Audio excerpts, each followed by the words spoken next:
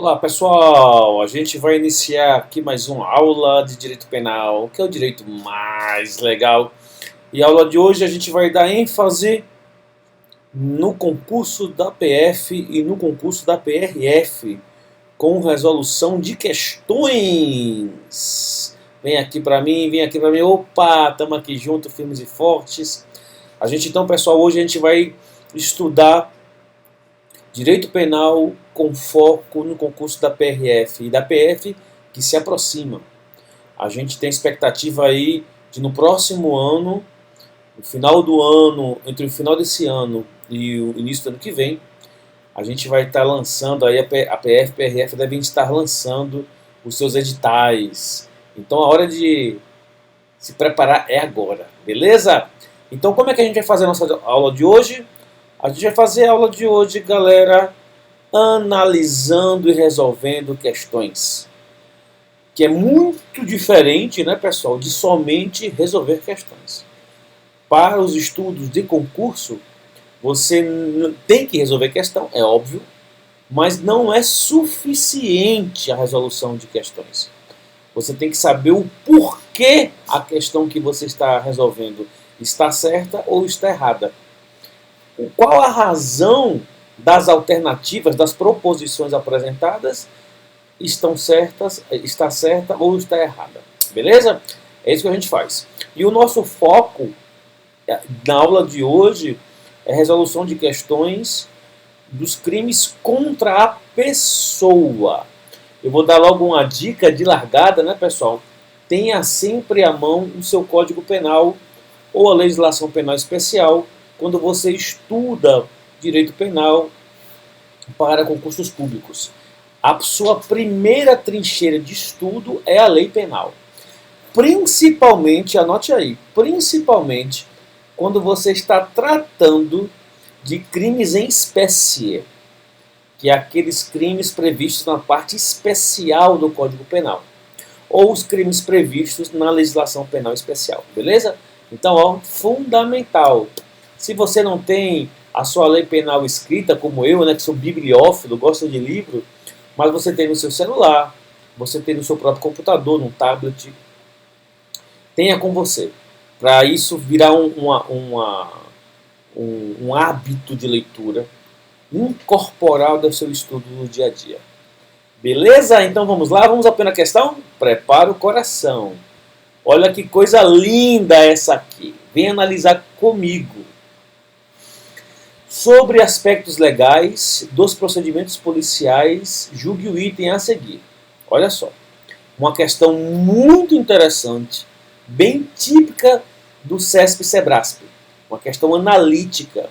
Mas você vai ver que não é uma questão tão difícil assim, ela exige um pouco mais de raciocínio, que é o que a banca quer de você. Conhecimento em direito penal, na parte especial, conhecimento da legislação, e saber aplicar essa legislação que você estudou para um caso que ela te apresenta. Então vem comigo. Suponha que em determinada rodovia federal, um carro tenha causado acidente de trânsito, ferindo uma pessoa que ficou precisando de ajuda.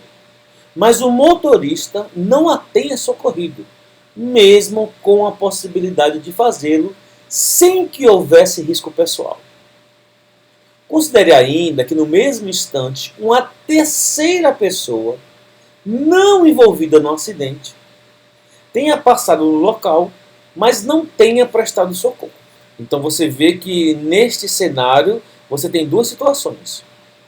Um cidadão que está dirigindo, ele causa um acidente e ele fere alguém que ele poderia ajudar, mas ele não ajuda, ele não socorre.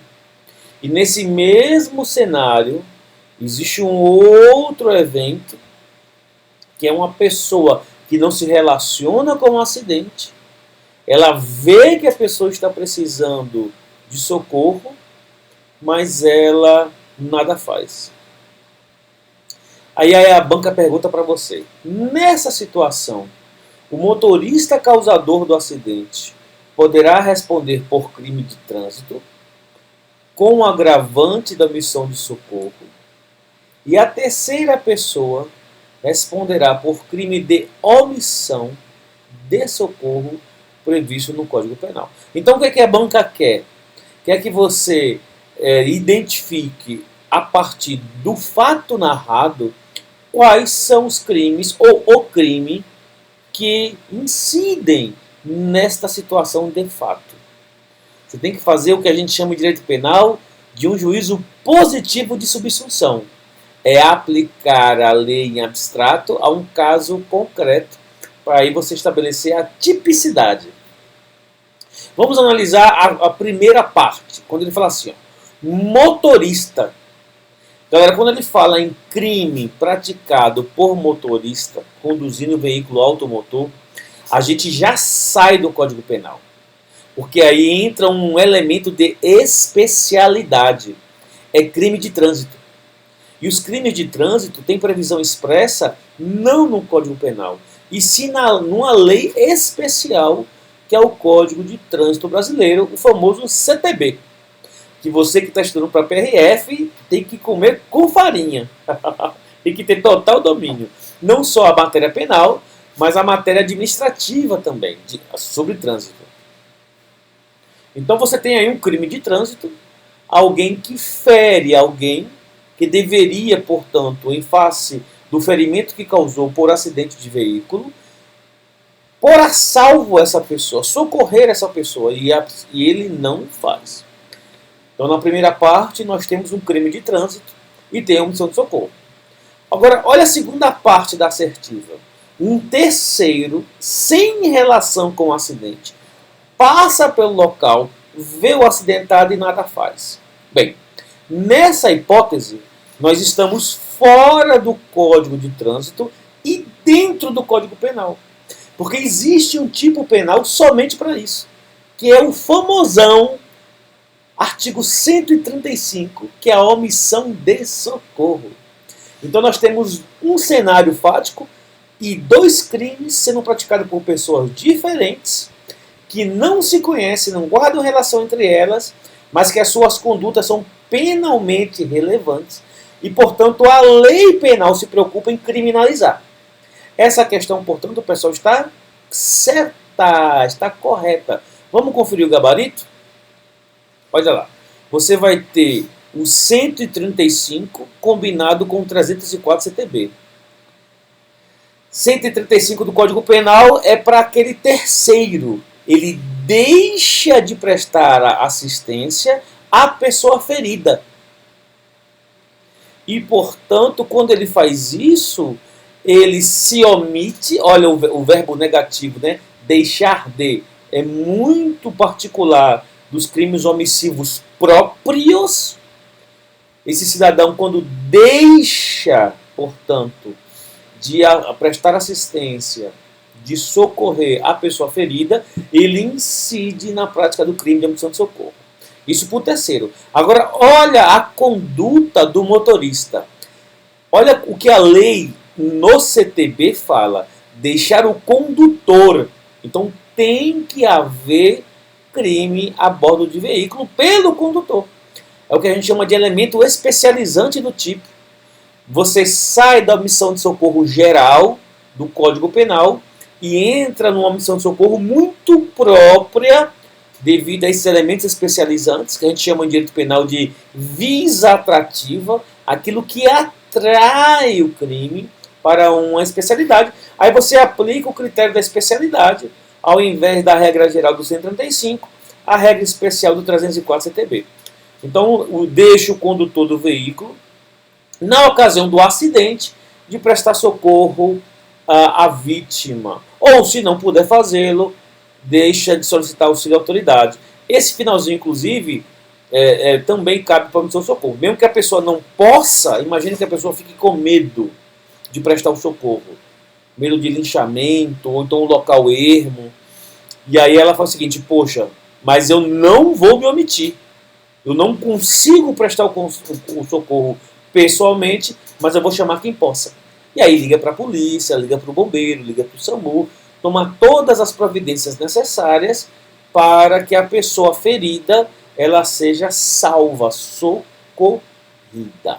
Então, 135 combinado com 304. Questão muito interessante e que a banca do CESP ele faz um crossover, né? Ela atravessa dois tipos penais, um do Código Penal, um do CTB, muito próximos, mas que devido a esses elementos especializantes, faz com que haja condutas e crimes diferentes.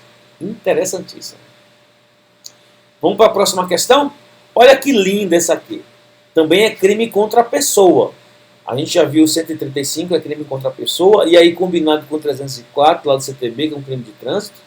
Nessa segunda questão aqui, a gente continua na esteira de crimes contra a pessoa. E aqui vão entrar os crimes contra a honra. Lembre que lá no edital da PRF está lá o título, crimes contra a pessoa. Então, pode ser que caia qualquer desses crimes que a gente encontra no Código Penal a partir do artigo 121. Se você for no seu Código Penal, galera, faça isso comigo. E você vai lá, no título 1 da parte especial, está lá, dos crimes contra a pessoa. Aí você tem vários capítulos. Você tem o capítulo dos crimes contra a vida, você tem das lesões corporais, aí você tem de periclitação da vida e saúde, você tem rixa, você tem crimes contra a honra, que são crimes contra a pessoa, e essa segunda questão a gente vai ver isso, esses crimes, os crimes contra a liberdade individual, muito interessante, inclusive a gente vai fazer algumas questões sobre liberdade individual, porque houve reforma legislativa recente sobre esses crimes. Aí você tem os crimes contra a inviolabilidade de domicílio, de correspondência, inviolabilidade de segredo, até chegar ao artigo 154b. Porque a partir do 155 entra o segundo título, que é o segundo espécie de crimes da parte especial, que são os crimes contra o patrimônio. Beleza? A gente vai ver numa outra aula. Então vem comigo aqui, ó. Em relação aos crimes contra a honra, julgue o item que se segue. Para a caracterização do crime de calúnia, é indispensável que o agente tenha ciência da falsidade do fato por ele imputar a outra, podendo o crime adquirir feição permanente se a imputação for divulgada por meio da internet, em postagem mantida em conhecimento público. Interessantíssima essa questão. Muito, muito legal de se fazer. Vamos pensar sobre ela, olha lá. Então, primeiro, ele quer saber se você conhece o crime de calúnia. E aí você conhece o crime de calúnia contra a honra objetiva. Lembre lá os 3 crimes contra a honra clássicos, que sempre caem em concurso. Você tem a injúria, a calúnia e a difamação. Lembrando que a calúnia e a difamação atingem a reputação da pessoa, a imagem social dela. Daí a gente fala que você vai ter crime contra a honra objetiva. Corta aqui para mim, vem aqui comigo no branco do meu olho. Que você vai ter aí, portanto, nesse cenário, crimes contra a honra objetiva, aquela honra que expressa a forma que a comunidade, a sociedade enxerga o indivíduo. E você vai ter a injúria, que diz respeito à honra subjetiva. Ela se relaciona com a autoestima, a forma pela qual a pessoa se compreende. Inclusive, para a consumação da injúria, não é nem necessário que um terceiro saiba. Basta que a pessoa seja afetada na sua honra, na sua intimidade, e lhe cause prejuízo àquele ataque à honra. Beleza? Então vamos voltar lá. Volta aqui para a aula e para o slide. Então ele quer saber o seguinte, ó, caracterização de calúnia. A gente sabe que calúnia é quando você falsamente imputa alguém a prática de um crime. E veja, não é uma coisa generalizada, né? Fulano de tal é ladrão. Não, isso aí é difamação. É você falar assim, ó, fulano de tal, no dia tal, praticou crime tal contra fulano. Aí você tem uma calúnia, se um fato for inverídico. Que esse é um dado importante. Se a pessoa, para você ter calúnia, a pessoa que pratica a conduta, ela tem que saber. Porque imagine se alguém suspeita de alguém e resolve anunciar essa suspeita. Porque existem elementos de fato que, em tese, podem caracterizar a prática daquele crime. Neste cenário, você não estaria diante de uma calúnia. Não existe o chamado dolus malus, o dolo mal de atingir a honra. A pessoa, ela quer, na verdade, dar publicidade à prática de um crime. Ela quer dar publicidade à prática de um crime. Então, que ele tenha ciência da falsidade do fato. E aí ele traz um elemento interessantíssimo, próprio da modernidade, da pós-modernidade do século XXI. Que é quando a difamação ou o crime contra a honra tem uma feição, uma aparência de crime permanente, aquele que reverbera no tempo, protrai no tempo. Se essa imputação falsa de crime, ela é feita na internet, por postagem, olha um termo muito pós-moderno, e mantida na internet em sítios, em lugares, em rede social, por exemplo, de conhecimento público. E isso também é verdade, né, pessoal? Eu uso o mesmo raciocínio para a carta. Antigamente havia carta, né? Eu ainda sou do tempo das cartas. Você mandava cartinha para a namorada, né? A minha mulher hoje, quando a gente namorou há 30 anos, a gente trocava cartinhas de amor, né? E era muito legal. Imagine se a troca de cartas, e essa carta ela é caluniosa, e ela fica passando de mão em mão. Várias pessoas têm conhecimento. É a mesma lógica da postagem na internet. Várias pessoas têm conhecimento. E a honra da vítima permanece sendo atacada a todo instante, na medida dessa difusão, dessa divulgação dessa postagem caluniosa. Interessantíssimo. Então a questão ela é correta, galera. Vamos ver o fundamento do gabarito? Olha lá. O fundamento está lá no 138 do Código Penal. Aí o que é que eu fiz aqui para você? Eu peguei os 3 tipos penais de crimes contra a honra e botei um do lado do outro para a gente entender a lógica deles. Então você tem a calúnia, a difamação e a injúria. Calúnia e difamação, elas atingem honras objetivas. Então caluniar alguém é imputar falsamente crime a alguém e é preciso, portanto, que um terceiro saiba. A pena é detenção de 6 meses a 2 anos, é crime de menor potencial ofensivo. A difamação é muito parecida com a calúnia. A diferença é que na difamação não há imputação de crime, e sim de fato desonroso à reputação.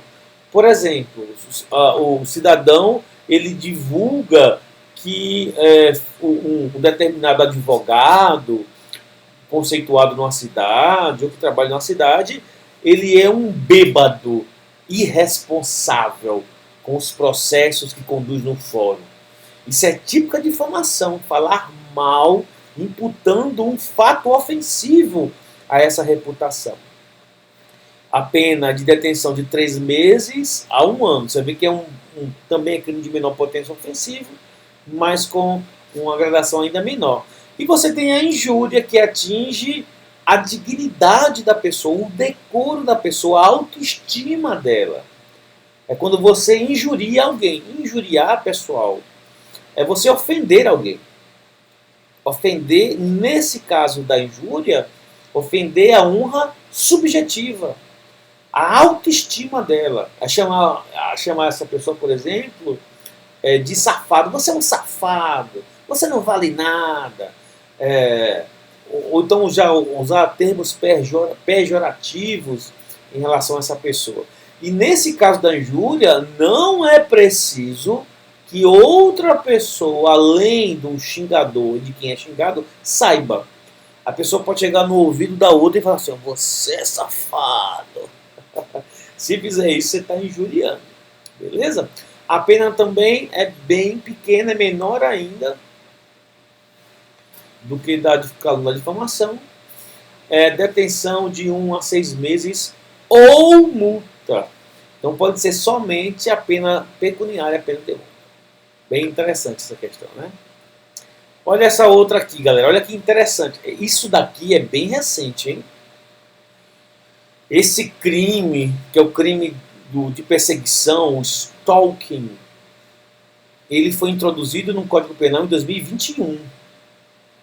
Está começando a aparecer nas provas de concurso agora. Tanto esse quanto a violência psicológica. A gente vai ver uma questão também sobre isso. Violência psicológica contra a mulher. Então, muita atenção a esse crime do stalking. E o próximo que a gente vai ver, que é o crime de violência psicológica.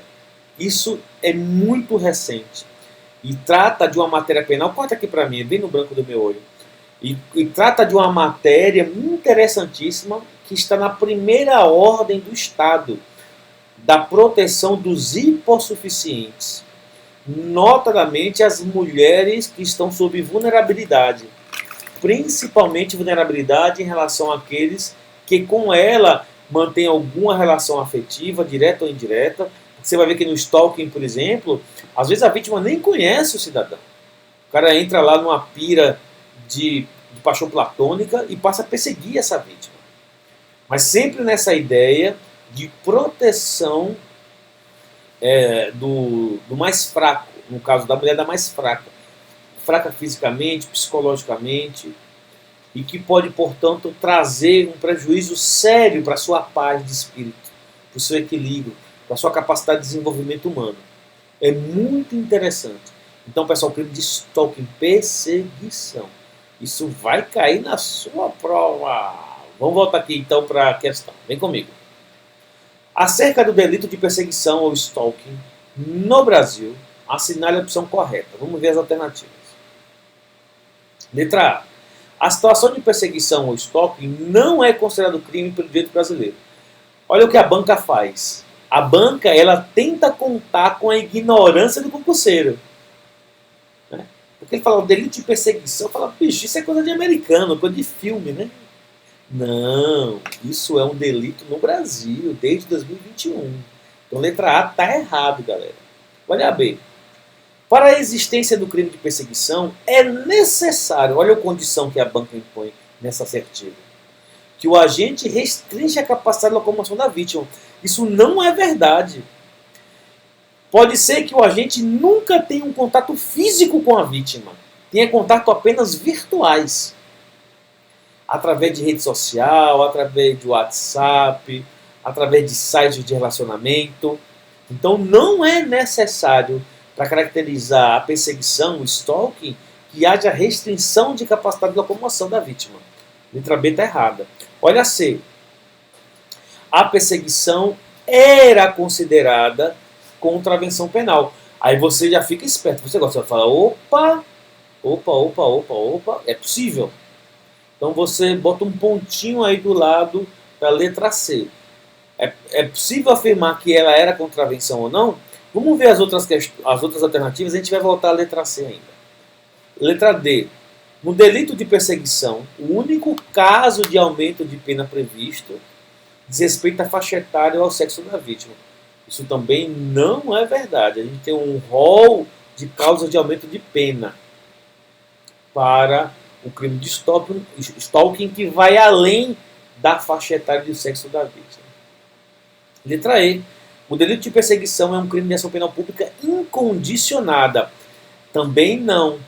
Olha, esses crimes, pessoal, que mexem muito com a intimidade da vítima e que geram constrangimento, eles, em regra, são crimes de ação penal condicionada. O que é que o Estado faz? O Estado olha para a vítima e fala assim, atenção, vítima, você quer ver o seu algoz, o criminoso, processado? E ela decide. Por que isso?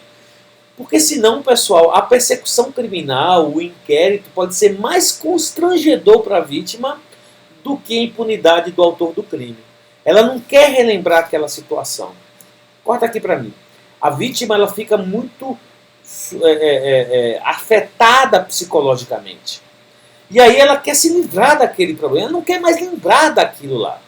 Então o Estado, nesses crimes onde a intimidade da vítima se agiganta, o Estado confere à vítima essa prerrogativa dela decidir, mediante representação ou dela própria, ou de quem a represente legalmente, de solicitar, de pedir ao Estado que intervenha com persecução criminal, instalação de inquérito policial, inauguração de ação penal, se assim for o caso, a depender da opinião delicto do Ministério Público, para que o cidadão responda à devida ação penal. Então, confere-se à vítima essa prerrogativa, em face desse caráter, por assim dizer, que diz respeito mais à intimidade, principalmente a intimidade que se relaciona ao psique, ao psicológico da vítima, e que talvez ela não tenha interesse, ela prefere que o cidadão se livre solto, saia impune, mas ela não quer reviver a memória daqueles ataques, daquele assédio, daquela perseguição. Beleza? Vamos voltar aqui então. Galera, o que nos resta, mesmo se você não soubesse que a perseguição era uma contravenção, você só tem ela como questão, como alternativa correta. Então, ela era apenas uma contravenção, punido com prisão simples, e em 2021 vira-se a chave, porque aí na era da modernidade, esse tipo de ação criminosa aumentou vertiginosamente, por causa dessa coisa, dessa relação que passa um ar de impunidade que é da internet, né? O cidadão ele se sente mais empoderado porque está do outro lado da tela, tá muito fácil, né? Está à mão dele no celular, no computador, no tablet, e aí ele se arvora de stalkear. Inclusive é um aportuguesamento da expressão stalking, né? Stalkear, que na verdade é perseguir alguém, tirando a paz dessa pessoa. Então vamos ver aqui o gabarito. Então é lá realmente a questão letra C. E aí eu trago aqui um comparativo, pessoal, para você não confundir o crime de perseguição com o crime de ameaça. Veja, pode ser que a pessoa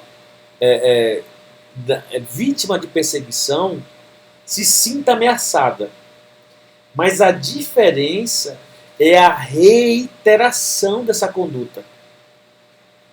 Uma coisa é um cidadão chegar e intimidar a outra pessoa, dizendo que vai fazer um mal em relação a ela, uma ameaça. Outra coisa é essa pessoa, esse mesmo cidadão, permanecer perseguindo, constrangendo essa pessoa, inclusive com ameaças, perturbando a privacidade dessa pessoa, a liberdade dela, causando nela, por exemplo, síndrome do pânico. A moça ou o rapaz não consegue nem sair de casa só em imaginar a possibilidade de encontrar o seu malfeitor, aquele que lhe persegue. Então, cuidado. Vamos ver como está disposto o crime de perseguição? Então, olha lá. Introduzido pela Lei 14.132 de 2021, bem recente, galera. É o artigo 147A, que diz assim: pegue aí o seu Código Penal e aí você já vai grifando nele. Tenha sempre a lei penal à mão, pessoal. É fundamental para os seus estudos. Eu coloco na tela dos meus alunos, nas nossas aulas, mas quem é meu aluno sabe, eu sempre gosto de ler aqui, porque eu lendo no código, eu gero uma memória em relação à disposição escrita. E aí quando você chega na hora de resolver uma questão, você fecha os olhos e você se projeta ali naquela leitura que você sempre faz. Então diz assim como perseguição. Perseguir alguém, e aí é o núcleo verbal dutivo, a perseguição, é você manter-se contra alguém. E a lei fala reiteradamente, é um elemento normativo importante, porque tem que haver uma reiteração. há de haver, portanto, uma incidência contínua. O cidadão, ele reiteradamente persegue e persegue a vítima, e a vítima fica sufocada, a vítima, para onde olha, vê o cara, a vítima entra no seu Instagram e tá lá o cara dando like, aí ela bloqueia o cara faz um outro perfil e entra de novo e mantém outro contato, manda e-mail, manda WhatsApp, liga, aí começa inclusive a fazer aparições físicas para essa pessoa. A pessoa vai para o trabalho, aí ele começa a seguir a pessoa desde casa até o trabalho. A vida da vítima vira um inferno, né?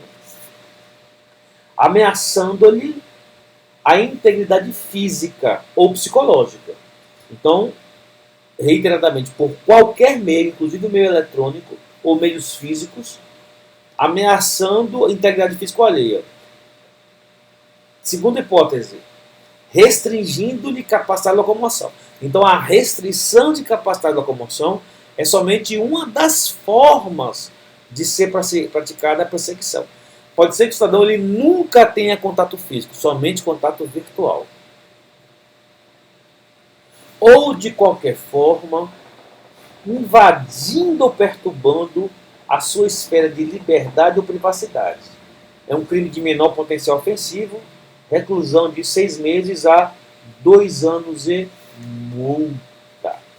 Então esse é o crime de perseguição. Stalking, isso tem grande chance de cair na sua prova. É um crime muito recente, trata de uma matéria muito sensível, que é a proteção dos hipossuficientes, principalmente nessa relação de violência de gênero, que, como regra, infelizmente, as mulheres que são vítimas desse crime terrível, né? Tira a paz da pessoa, traz um desequilíbrio importante à vida da pessoa. Beleza? Vamos em frente. Opa, olha ela aqui. Ahá, isso aqui é interessante, hein? Esse é o outro crime que também foi inaugurado no Código Penal, também em 2021, e também é crime contra a pessoa. É o crime de violência psicológica. Muito, muito, muito interessante. Vem ver comigo a assertiva da questão. Durante a leitura de autos de inquérito policial que apura o cometimento de crime de violência psicológica contra a mulher, Patrícia, policial civil, lotada na delegacia de Goiânia, decide por recomendar à delegada de polícia, a sua chefe, por óbvio, ou, se não a chefe, mas sua superior hierárquica, o indiciamento do sujeito investigado pelo fato cometido no ano de 2012. A esse respeito é correto afirmar. Então você tem um cenário fático em que foi instaurado o inquérito policial, que está tendo a leitura desses autos. Ora, se está tendo a leitura desses autos, é porque essa leitura se faz hoje, agora. E a gente que acompanhou o caso, que sabe do caso, ela recomenda que haja um indiciamento. Porque ela, na visão dela, o que consta ali nos autos se subsume ao crime de violência psicológica, mas que foi cometido em 2012. Essa questão é bem interessante. O que é que a banca faz aí? A banca exige de você 2 conhecimentos. Primeiro, que você saiba o que é um crime de violência psicológica e que isso é realmente crime. Segundo, há de se aplicar ou não se aplicar a lei penal incriminadora relativa ao crime de violência psicológica a um evento havido em 2012. Questão importante. E aí a gente vai ter, portanto, a necessidade de você mobilizar 2 tipos de raciocínio jurídico penais. Primeiro, saber da existência do crime, de que realmente é um fato típico. E segundo, da aplicação da lei penal no tempo.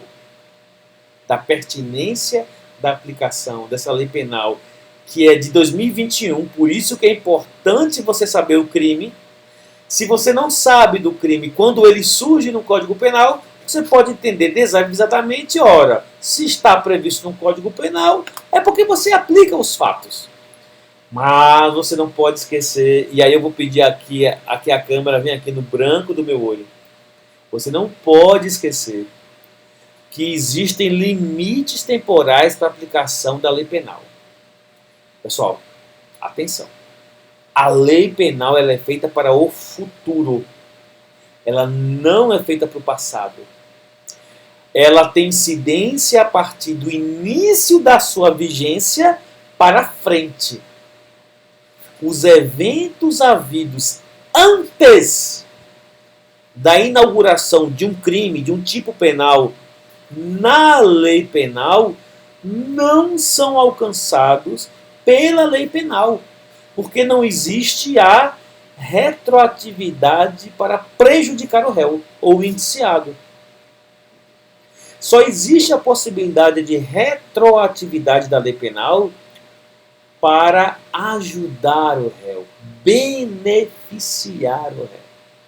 E quando você retroage no tempo a lei penal para alcançar uma conduta que, quando foi praticada, não era crime, você está promovendo uma retroatividade indevida da lei penal. Tendo em vista que as leis penais, quando criadas, elas são criadas para, a partir da sua criação, da sua incidência, da sua vigência, para frente. E não para trás.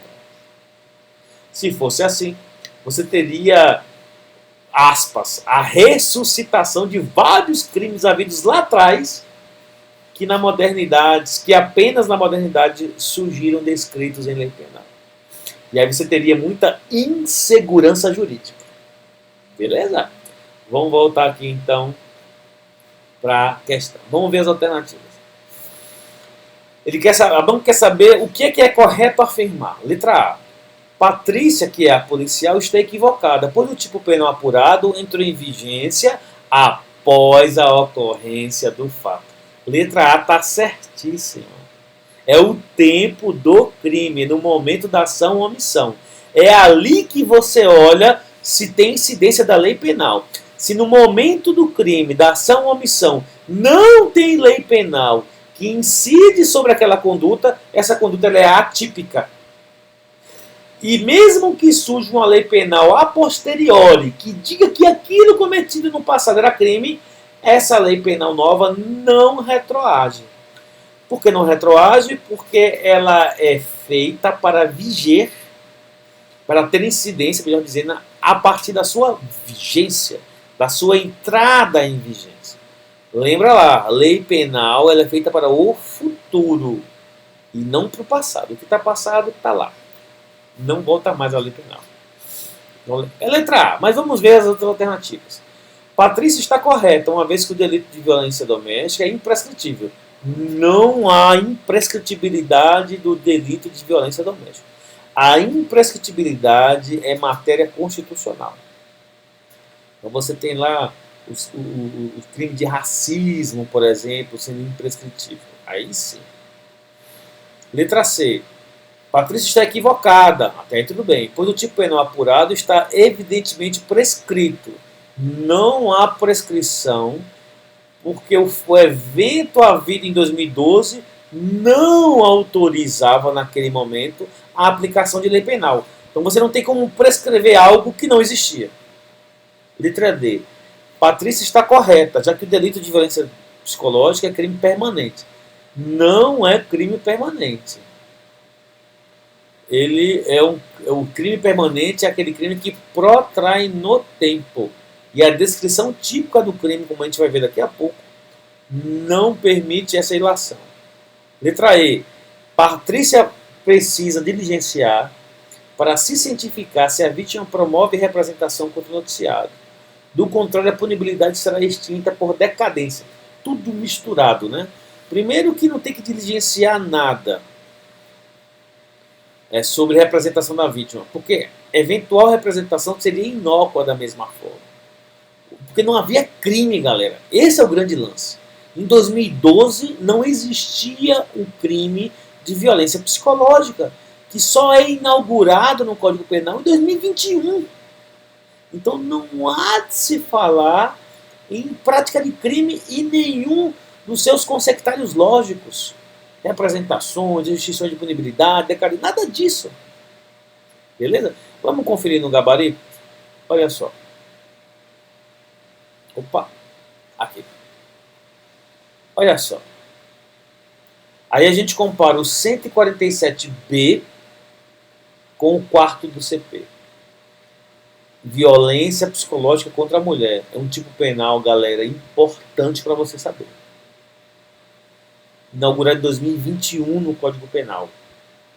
Começou a ser cobrado pelas bancas a partir do ano passado.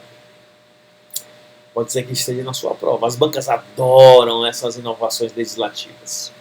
Diz assim 147B.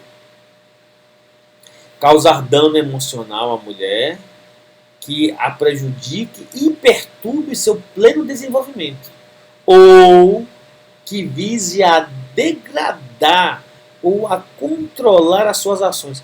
Muito característico daquelas condutas misóginas, daqueles covardes que não tem nenhum apreço pelo sexo feminino. Na verdade, não tem apreço pelo ser humano, né? Gente abjeta que faz isso. Controlar suas ações, comportamentos, crenças e decisões. Mediante o que, pessoal? Como é que essa violência psicológica ela é praticada? Ameaça, constrangimento, humilhação, manipulação, isolamento, chantagem, ridicularização, limitação do direito de ir e vir. E a lei fala, ou qualquer outro meio, qualquer forma que esse cidadão faça, esse ser execrável faça, que causa prejuízo à saúde psicológica da vítima, e nesse caso aqui a vítima mulher, porque é crime contra a mulher, e a sua autodeterminação, que é a forma como a pessoa vive, a forma que ela escolhe o seu bem viver.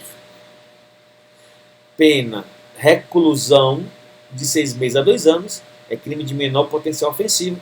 E o legislador fala assim, ó, se a conduta não constitui crime mais grave, significa que ele é um delito subsidiário. Se houver crime mais grave, como, por exemplo, a prática de violência mais grave, sequestro, por exemplo, o cárcere privado, se houver nesse constrangimento, houver ações violentas, aí o cidadão ele vai responder por crime mais grave. E aí eu coloquei o artigo 4º para mostrar para você, e pessoal, que o crime ele é tido como praticado no momento da ação ou omissão. Então, se o crime dessa questão ela foi praticada em 2012, é o Código Penal vigente em 2012, as leis penais vigentes em 2012, que terão incidência sobre essa conduta. E não em 2021. E não em 2022. Lembra-se, não existe retroatividade de lei penal para prejudicar o réu ou indiciado. Beleza? Boa questão, é bem legal de se fazer. Olha essa próxima aqui. Também outro tema muito interessante para concurso PF e PRF.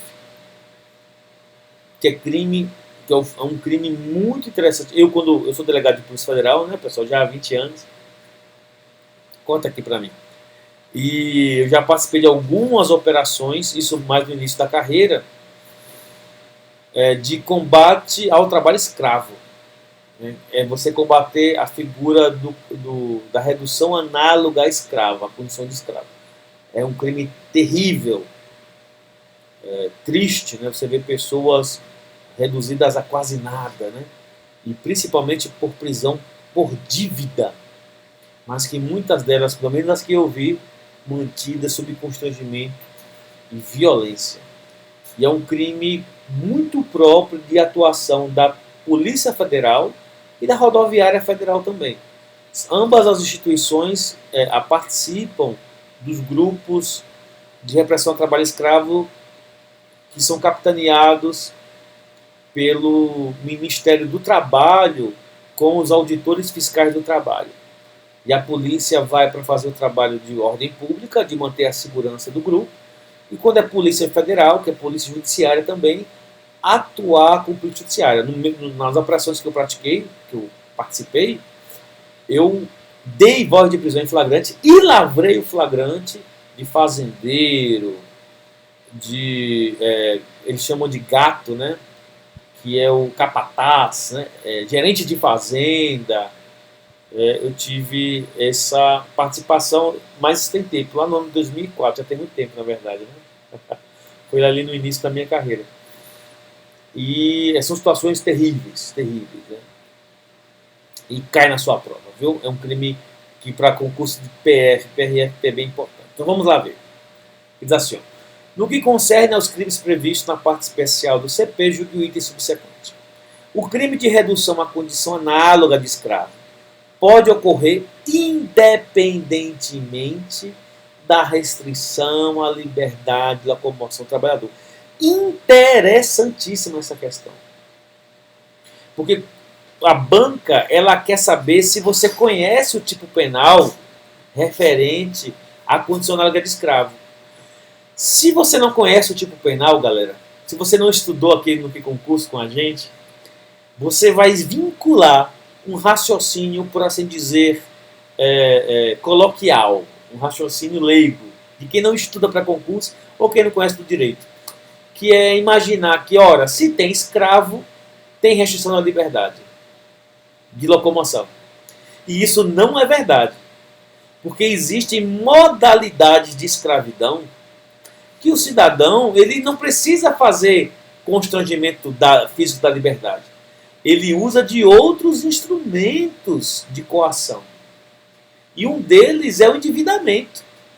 Das pessoas que eu conheci, dos escravos que eu libertei em operação, vários deles entendiam que tinham que pagar a dívida.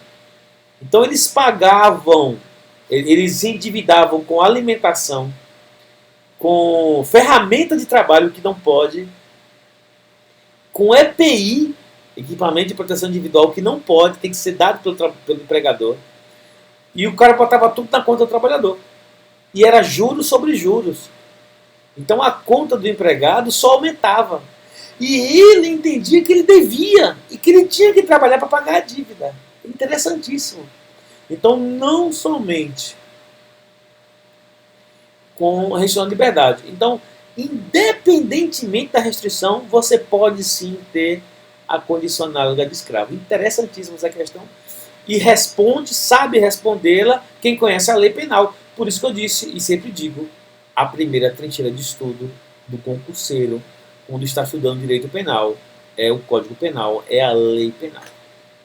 Então a questão está certa, vamos ver o porquê. Olha lá.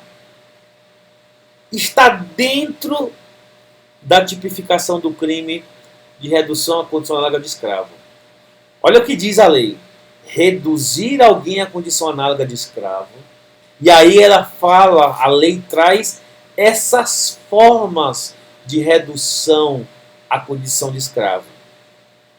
Primeira hipótese, submetendo a trabalhos forçados ou a jornada exaustiva, sujeitando a condições degradantes,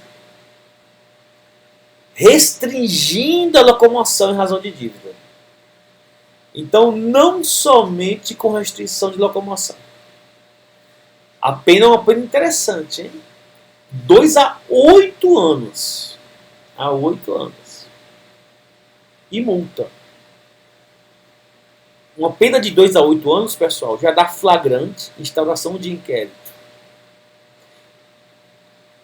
É uma pena grave e pode ensejar, a depender do quantum de pena, inclusive somado a outros crimes, porque geralmente esse crime vem acompanhado de outros. Vem acompanhado de posse de arma ilegal, por exemplo, associação criminosa, pelo menos da experiência policial que eu tenho no combate a esse tipo de crime. E aí o cidadão ele pode, inclusive, se condenado, iniciar aí no regime fechado, semiaberto fechado. E a lei fala ainda, além da pena correspondente à violência. Então você tem um concurso de crimes. Se ficar caracterizada a violência, né, violência física, violência psicológica, o cidadão ele responde pelo 149 mais a violência. Interessantíssimo. Muito bom, gente.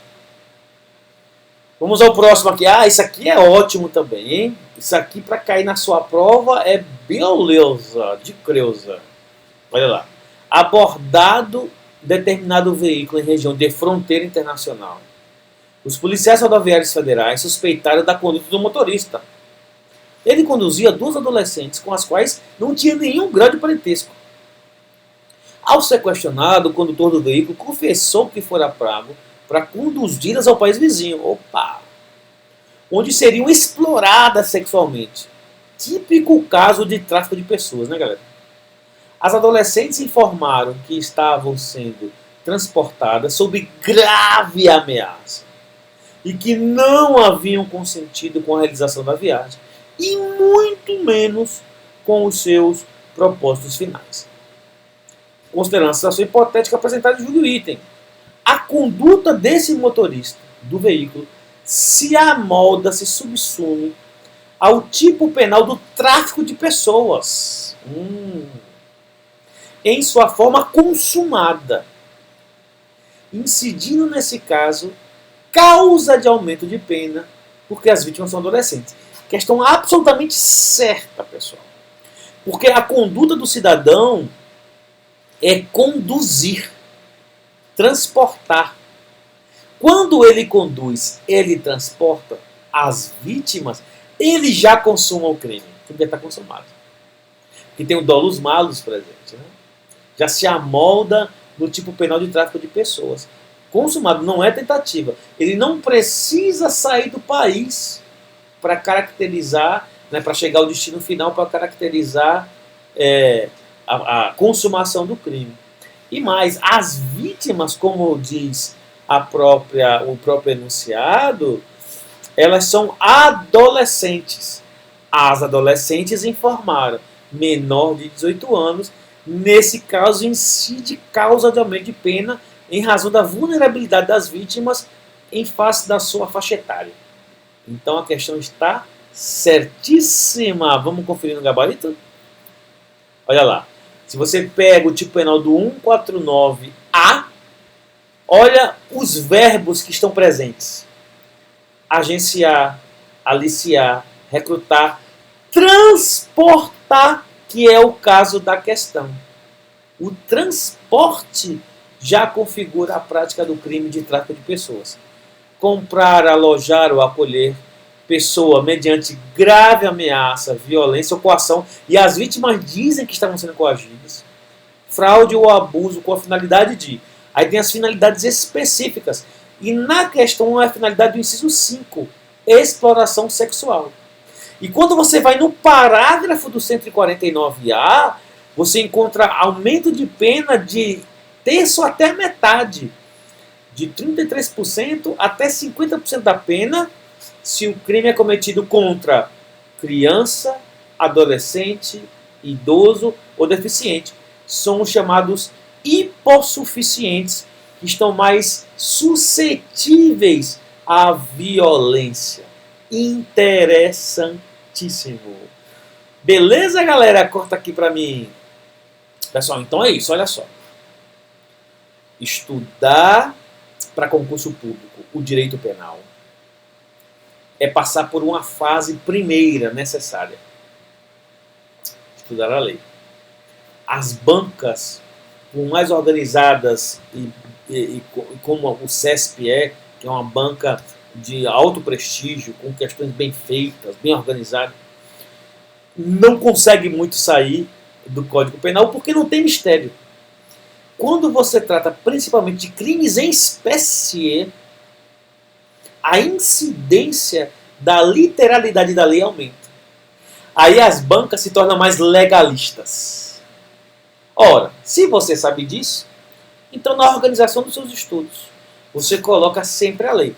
Tenha sempre o Código Penal ao lado do seu PDF. Você que é aluno do QC, se você não é, venha ser. O QC tem sempre soluções maravilhosas para o seu estudo. Inteligência artificial. O QC é curso preparatório, né, galera? E eu tenho a honra de ser professor do QC. A gente preparou um material todo novo. A minha matéria de penal, por exemplo, material PDF top de linha, com mapas mentais, com planilhas de revisão, com exercícios, com dicas quentes, chamando a atenção para você, para aquilo que tem de mais importante. E, além disso, as aulas gravadas. A gente montou uma gravação de aula toda atualizada para atender às suas demandas. Então, você pega lá a sua lei penal, você pega lá o seu PDF do que, as aulas do que, segue ali o cronograma de estudo, que a plataforma do que faz para você essa análise e ajuda você a fazer seu planejamento de estudo para você obter melhor sucesso. Beleza? Para mim, então, foi uma honra mais uma vez estar com vocês por aqui. E eu aguardo vocês, meus diletos alunos, na nossa próxima aula de Direito Penal. Um forte abraço, até lá e avante!